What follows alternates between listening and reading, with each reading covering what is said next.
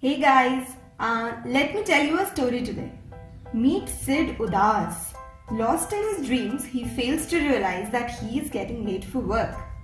Finally, he gets up and realizes that he is late. Then he gets ready as fast as possible, but as he is running late, there seems no time to have breakfast, and so he decides to skip it. Irritated, he runs towards car and realizes that he has forgotten the keys at home. So he rushes back and has an argument with his mother, who scolds him for being so careless. This leaves him feeling even more irritated. Well, now when he thinks that things will go his way as he drives the car, he sees a traffic jam waiting for him to get stuck in. Angrily, he abuses and blames other people for their bad traffic sense, and all the negative thoughts pop up in his mind. Finally, after much struggle, he reaches his office and prays to God for no further adventures. But hey, this is not all. He sees that lift is out of order.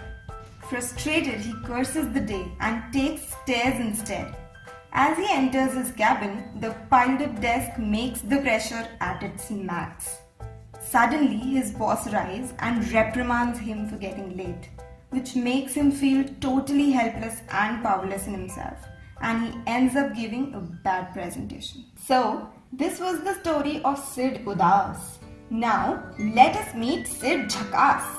Lost in his dreams, he too fails to realize that he is getting late for work. Finally, he gets up and realizes that he is late.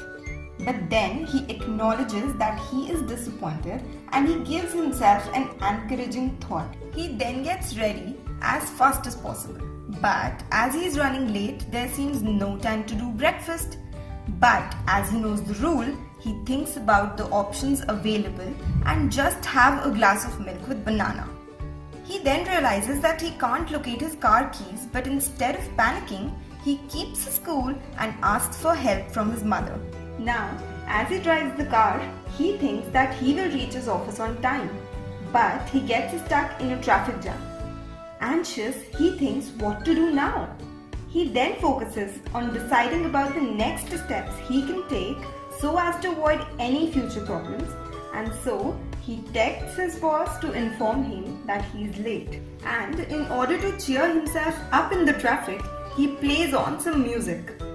When he reaches the office, he sees that the lift is out of order. His first reaction to it is, "Oh man, not again!" But then he accepts what he cannot change and gives himself an alternate positive thought. After entering his cabin, he sees his desk all piled up and feels loaded up. Then he sits down and takes deep breaths, which helps him feel relaxed. His boss then arrives and asks him if he is ready for the presentation, to which Sid confidently responds with a yes. And his presentation ends with a huge applause. Well, both the stories may seem different in their endings, but they are actually different in their approaches. We need to realize that it's not about how bad our day goes, but it is about how we handle situations resiliently by not feeling bad about ourselves or others or situations, and by giving ourselves some positive thoughts all the time we get irritated. We need to understand that we control our mind and what it thinks. So let's get started and live a life we want for ourselves even when things don't go our way.